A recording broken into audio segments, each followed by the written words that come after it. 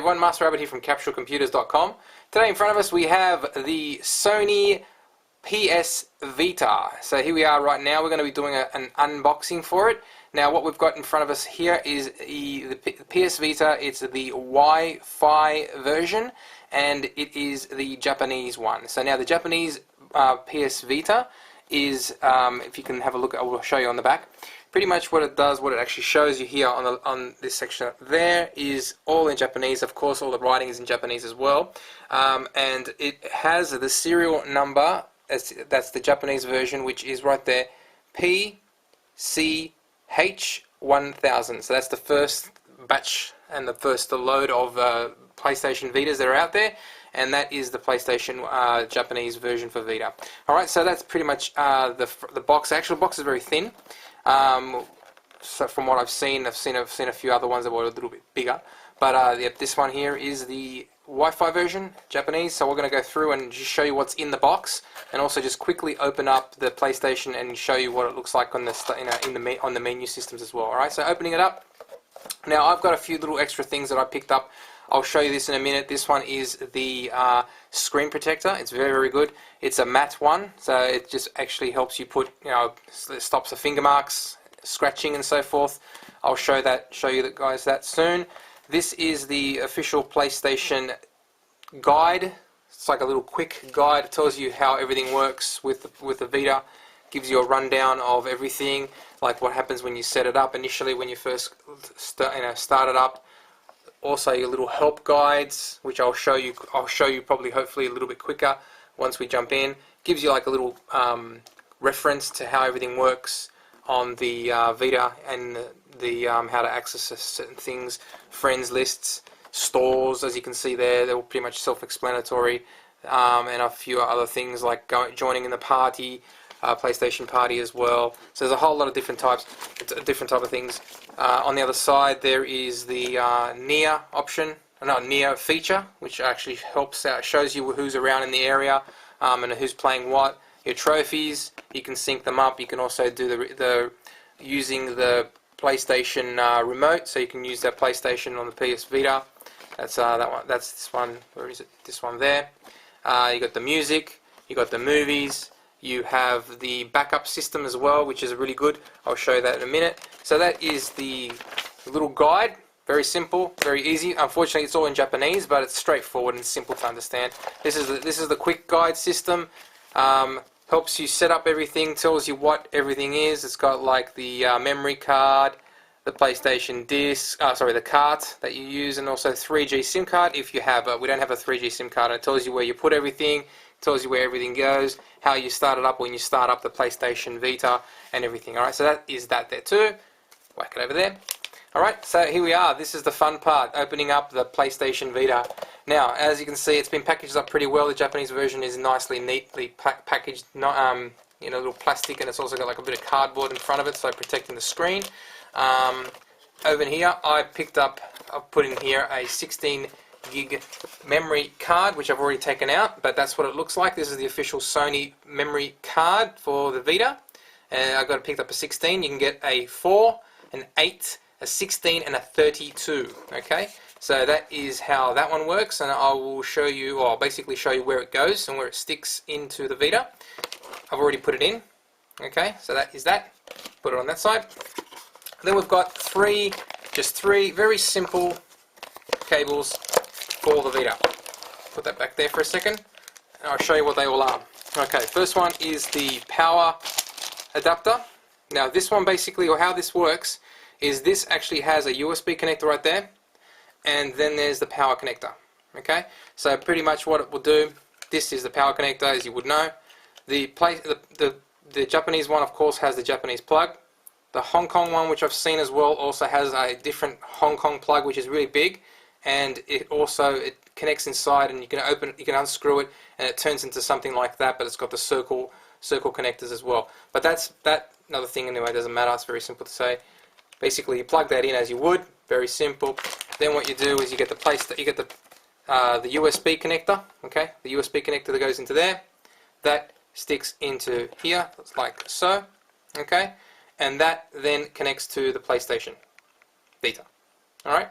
and that goes from there. You can charge it via the power up against the wall socket, or if you want, you can just use this, connect it to your PC, that to your PlayStation Vita, and charge it up. Simple, very, very easy. That's what I did the other day. And if you've got Windows 7, it will automatically know and work instantly.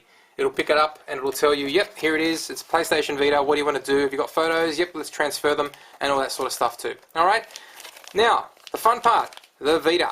Alright, everything else is pretty much self-explanatory. Here is a quick reference, there's also a reference guide and warranty cards and stuff like that, which I don't have to explain. Put it over there. Okay, here is the Vita, everybody. Packaged up nicely. Got the Japanese writing all the way around it. Okay, and let's take it out. Okay, so that's just to cover the screen. And now I'll show you pretty much what I've actually done as well. I've got the protectors as well, which comes in handy. Okay, here we are. Alrighty, there you go. Now the PlayStation Vita. Okay, so pretty much I got it upside down. Here we are. Okay, so now we got the Vita name there. Okay, so basically we'll start from the beginning. Got the controllers. Got the left, the right there, left right controllers there for the just probably standard navigation. You got the thumb, left thumb. You got the right thumb there as well. You've got the normal PlayStation buttons, the triangle, the circle, the X, the square as well. You've got there in the bottom corner, sorry, there you go. You've got the start and the select, okay? And on the other side, we have the PlayStation home button. This one does come in handy when you want to turn on, put it to sleep and wake it up again. The PlayStation Vita will go to sleep by default with I think after 3 minutes, or initially you can change it from 1 to 5 as well, or 15. Now up here, power button, that powers everything up. That is the PS Vita slot where you put the games in. Alright, so if I just put my thumb in there, you need some fingernails to actually open that up. That's where the games go. Okay, very similar to the PlayStation, the first PSP. It's got like the little rubber things in there, so you've got to be careful not to break those. They're pretty light, flimsy sort of thing. Then you've got the HDMI connector. Okay. Then you've also got on the other side the volume up and down. You got the bumper buttons, one on each side. Okay. Then underneath here, serial number. You got the what do you call it? Headphone jack, USB connector. So this is where it basically goes. Serial number, and that's pretty much it. Now the only other thing you've got here, right there, which it's very hard to see, but there it is right there, is the the memory card slot. So opening that up, memory card's in there. So if you like, all you got to do is just push the button, that flips out, and there it is there. Okay, and I've got a 16. Okay, so pretty much what you do is you put it in that way, put it down into the thing, and hear the click, and it's in. Done. Alrighty, so that's that, and as I said, there's nothing else pretty much to say apart from that.